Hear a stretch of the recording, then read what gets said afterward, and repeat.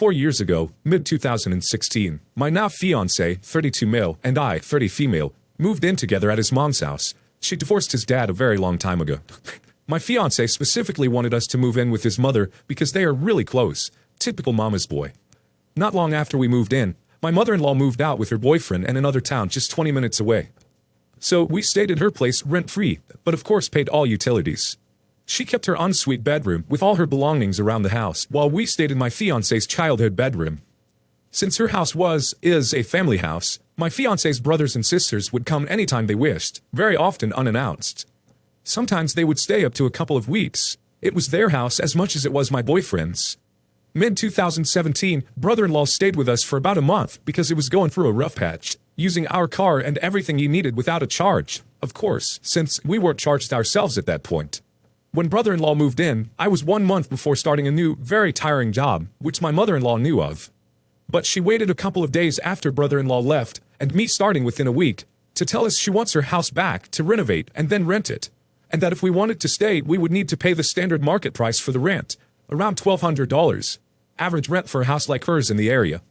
We had the impression she waited until she didn't need us to take care of brother-in-law anymore to bring payment of a rent on the table or us moving out. The issue. Mother-in-law brought the topic very casually and my boyfriend calmly replied, we'd be okay with paying what she asked, but since we would pay full price, like any other tenants, we would be the sole users of the house. No more siblings coming unannounced. No more of her telling people they could stay there whenever she deems appropriate and without asking us. She would also need to vacate her bedroom so we could use it. It would be our place for as long as we would pay her a standard rent. She was shocked and flat out refused. So my fiancé explained that with any other tenant, she wouldn't be able to use the house as she pleased anymore. If she wanted to keep full ownership, it wasn't fair to ask us to pay a full rent. She told us we had a month to move out. So the same evening, we started searching for a new place. We were bummed, but didn't resent my mother-in-law. In 2016, we could have moved to my parents' house, actually a house they bought for me. But we did as my boyfriend wished, to be with his mom. In 2017, we still had my parents' house as a safety net, but we wanted to buy or build our own. We had to downsize our expectations because we haven't saved much in 1 year. I was the only one working and paying for both our student loans, plus other expenses. Still, we found a house we liked and in our budget in less than a week. My fiancé's stepfather is a contractor, so we asked him to come have a look at the house to see if it was all good. It was. My mother-in-law came with him, and when the visit was over, she was almost crying. She hugged my boyfriend and told him we didn't need to rush things and that we could stay at her place for as long as we needed, rent-free. Late 2017, we bought land. Mid-2018, construction of our new house started. Mid-2019, we moved into our house. In late 2017, we were dining and catching up with some friends. We announced that we were in the process of buying land and building our house. Friends asked us how when we decided to embark on this journey. So we told the whole story, which started with my mother-in-law asking us for standard rent or move out, etc. One of our friends berated my fiancé because of what he told his mom. See paragraph, the issue. I tried explaining that of course we would have hosted mother-in-law if she was in need, or any other family member. Our aim wasn't to kick or cut her out, but to make her understand that it wasn't fair to ask us for full rent when she was still the one with real ownership.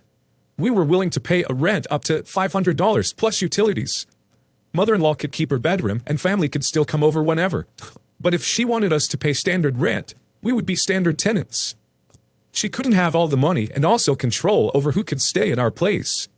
The friend told us she understood very well the situation, but that we completely disrespected my mother-in-law nonetheless. Did we really? Were we the idiots? No way, not the idiots at all. And what, does she think that if she rents it out to strangers at $1,200 a month, that they're still gonna let her stay there too? She's out of her mind. If you can afford $1,200 a month, you can afford your own place. Staying there was mutually beneficial, since you handle the utilities and upkeep, with the compromise that it wasn't your place and you had to accommodate with her ownership decisions. If she wants to rent it out, you should only stay if the terms are beneficial to you. Trust me, I know. Read my Just Know Mother-in-Law posts. Suggested script. Mom, I'm so happy that you'll be able to turn this house into a rental property and get some income out of it. For us, we can't justify the expense of $1,200 a month for one bedroom and no autonomy of the property. Also, we don't want any money to come between us and ruin our relationship. The fact is, someone told her she should charge you rent. She knows that if she were to say that price and leave everything as is, you in the smaller bedroom, no control over guests, that it would be a hard no. So the update is probably something she wanted, and the plan is to charge you rent to pay for it. She's being pretty awful.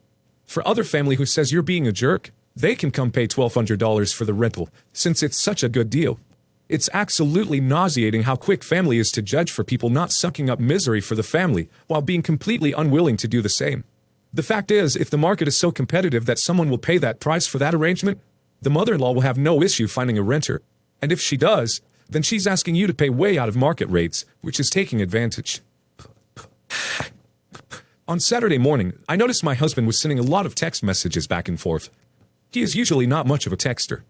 He left the phone next to me to charge while he was in the other room. The phone kept lighting up with text messages when I decided to open it to see what the big discussion was about. I know some couples view it as a big breach of trust to read through a significant other's phone, but my husband and I do it regularly, so this was not a huge invasion of privacy on my end. We both have nothing to hide, and it has never been an issue before. Anyway, of course, I saw something on the phone that I shouldn't have that got me upset. For background, my husband is 34, I am 32, and his sister is 31. She's in this story. Husband and I have been together for 10 years, married for the last 4 years. We are all college educated with jobs now. My husband and I each make good salaries, around $150K each. We own our house and still have about $60,000 in student loans I am working to pay off. Luckily low interest rates, so I just pay the minimum. We have about $40K liquid in savings, so we are doing good financially, but still need to build up more savings as we will probably try to start a family in the next 1 to 2 years and want to be prepared for an emergency and have a rainy day fund. Anyway, my husband's sister is trying to buy a 1-bedroom apartment in New York City. I saw in the text messages that my husband offered to give her $10,000 for her down payment. The money is our savings, it's our money. Our bank accounts are 100% combined. My husband manages 99% of the finances because I prefer not to deal with it. However, it is understood we consult each other regularly on major purchases. He did not ask me if I was okay with him giving this money to his sister. She didn't ask, he offered.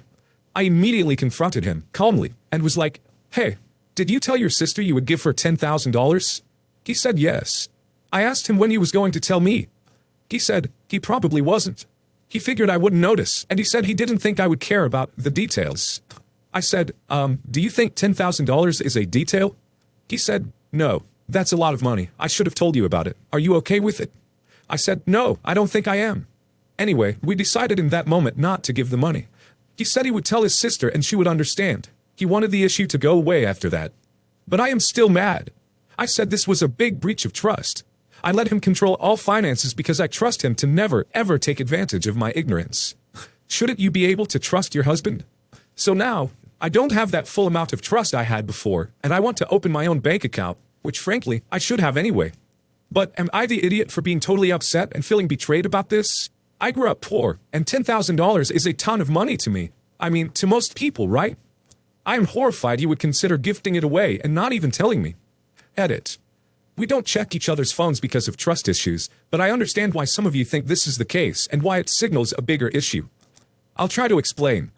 My husband and I are very close, share everything, and think nothing of picking up the other person's phone and reading a few text messages, especially if we see what is up with the other person's family or it is a mutual friend. We do not read each other's phones with the intent of seeing if the other person is cheating, lying. We just do it because we are nosy. I'm just trying to say the fact I checked his phone wasn't a trust issue. I have picked up my mom's phone and read a few texts to see what she is talking about with my aunt, for example. Or another example, my husband is on a big group text with like 20 people in his family. I have read through those just to see what is going on with everyone. I know we should have more in savings. We are working on it. I graduated college with a very expensive monthly student loan bill, lived in New York City for the first few years after college, spent a ton on rent making $50K to $60K a year, and was not able to save a lot of money in my early years. NYC is expensive. Then we moved across the country. That was at least $8,000 in moving expenses. I have had jobs in the past where I received a big annual bonus at the end of the year. A lot of this cash, savings from the past, was used for our wedding and a down payment on our house. Then I switched jobs and didn't have those bonuses for a few years. I also went about 4 months being unemployed between jobs where we were down to one income. We did not save much during this time. In December, we both started new jobs making a lot more money. We also refinanced our mortgage, got rid of PMI on our house, and were able to significantly reduce our monthly mortgage bill by like $600. So yes, we are going to make $300K this year, but last year it wasn't nearly this much. My goal this year was to use all my extra income from new job to save up for an emergency rainy day fund. I will 100% be more involved in the finances going forward. That was dumb of me. I knew it was dumb and I did it anyway. My mom told me it was dumb and I didn't listen. I have always had access to our money and accounts. I just logged in today. I just didn't monitor it regularly. He did all the bills, paying taxes. I just worked and let the money flow to our savings account. I have a hands-off approach with money in that regard. I have a decent idea of how much money we make, spend, save on an annual basis. However, when it comes to monthly expenses, credit cards, etc., I let my husband handle that. I will be more involved moving forward. In the past, in our relationship, we considered my husband to be the one who is good with money. I am more laissez-faire, and I was the only one who has been less frugal in the past. Many of you fairly pointed out it was dumb to let my husband handle everything. He never cut me out of anything. My thought process was, my husband is very good with money, and I trust him completely to handle all our finances. I'll be more involved going forward. My father-in-law is helping my sister-in-law with a down payment on her house. I knew this, however, I didn't know my husband was also thinking he would help her with this. Regarding the money for a one-bedroom NYC apartment, she is looking at a one-bedroom apartment somewhere like out in Queens for like $350 to $400K. She was probably going to get like $40K from her father for the down payment. I think my husband just wanted to pitch in and help her out a bit more. I view student loans very differently from other debt like credit cards.